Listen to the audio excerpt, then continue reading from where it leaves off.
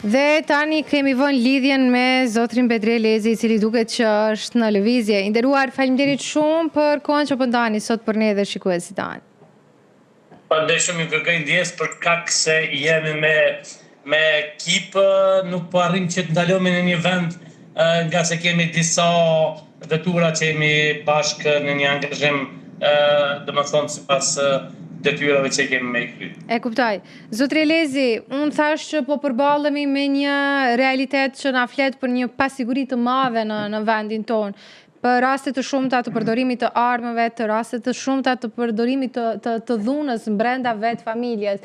Dhe kishim sot një të fundit që ndodhi në Pej, ku një person plagoset me armë zjarri. Që tregojnë këto raste për gjendjen e sigurisë publike në vend? Si do t'i komentoni? Si shihni si një njeri i kësaj fushë? Në fakt po, është shqetësuese se siguria publike në Republikën e Kosovës është një problem serioz dhe nga dita në ditë kemi situatë që është edhe më rënduar. Numri i madh i personave të cilët kryjnë vetëgjitësi apo shkaktojnë vepra të ndryshme penale, përfshirë dhe dhunën familje apo çështje që lidhen me veprat penale, janë një problem cilin e kemi evidentuar, madje kemi folur edhe në të kaluara. Ky numër kaq i madh i personave që bëjnë vetëgjitësi, që në fakt ka pas shumë raste ku përdorur edhe armën e zjarrit duke privuar nga jeta persona qytetarë të Republikës Kosovës, na tregon që ky problem duhet trajtohet seriozisht dhe të sigurohen mënyra koherente për të ndërmarrë veprimet e nevojshme për të parandaluar statën e tillë.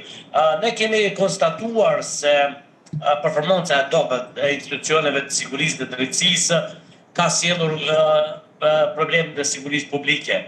Ne kemi thënë se derisa për shembull policia e Kosovës prioritet ka qoba trafik apo mund të themi organizimin e çështjeve të trafikut, kemi thënë se nuk po merret seriozisht me armët, me problemet të cilat raportohen sidomos në rastet ku kemi të bëjmë me recidivist dhe shumica e rasteve që kanë përfunduar me fatalitet në përdorim të armëve ka rezultuar që personat kanë pasur raste të paraqitura më parë në polici. Çështja e dytë që duhet të përmend është fakti se mungesa e aktiviteteve të Policisë së Kosovës, plane operative të Policisë së Kosovës sa i përket armëve. Ne kemi pas për shembull për një periudhë 4 muajore rreth 6.000 konfiskime të patentës shoferëve, derisa s'kemi pas as 6 vjet konfiskime të armëve të zjarrit. Çka do të thotë se institucionet tona të sigurisë e kanë konstatuar më të rrezikshme çështën e mungesës lëvizjes së shpejtësisë apo të kalimit shpejtësisë se sa arma në dorë të qytetarëve. Jeshtë këto prioritete na kanë bërë që të kemi një performancë të mirë të Policisë së Kosovës sa i përket çështjes së kualifikimit të rrezikshmërisë nga mjetet përkatësisht nga rreziqet që vijnë. E dyta, prokuria. Ne kemi pas shumë rast kur prokuria e shtetit e ka vendosur mund të themi më shumë sa i përket numrave në mos paraburgimit qytetarë të Republikës Kosovës, por nuk ka pasur mirëfilli ata akuzat të cilat do të kishin mundësi që krahas kësaj akuse gjykata të nxjerrë një vendim të merituar.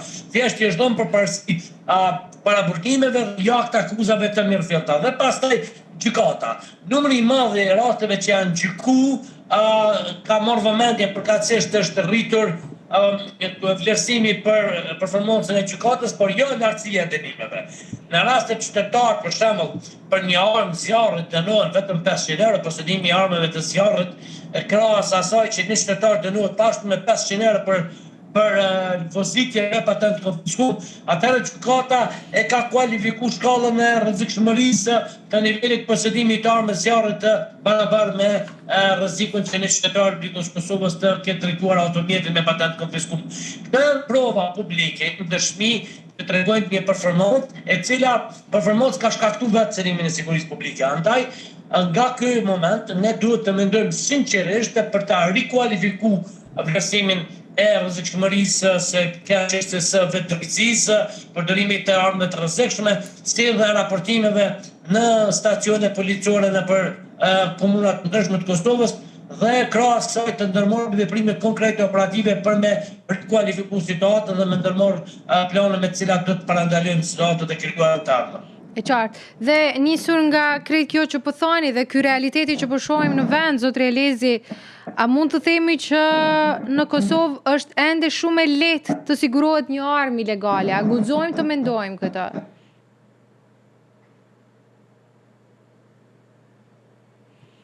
Deklarime zyrtare për numrin e armëve ilegale në duart e qytetarëve. Janë bët fjalë për rreth 200.000 armë që i ka konfirmu, apo mund të themi i kanë konstatu institucionet e Bykut Kosovës, sidomos armët ilegale në enklavat serbe. Ju e keni parë që në vazhdimsi policia e Kosovës kur ka pasur aktivitete në komunat me shumicë serbe ka siguruar armë pale, madje edhe armë mikse. Kjo është një treguesi i qartë se posedimi i armëve tek personat jo kompetent është rreziku primar, sepse në sigurinë publike ndoshta edhe sigurinë kombëtare për shkak të numrit të madh të armëve që mund të jenë në posedim të organizatave terroriste, siç janë quajtur nga institucionet e Bykut Kosovës, madje kemi edhe veprim dyqësor, duke ndjekur grupet të cilët kishin kryer në Bajska. Ky fakt dhe faktet të tjera që kanë rezultuar me çdo operacion të Kosovës në numrin e madh të armëve në sidomos në enklavat, tregon që edhe siguria kombëtare mund të cënohet për shkak të mos veprimeve të institucioneve të drejtësisë, të policisë në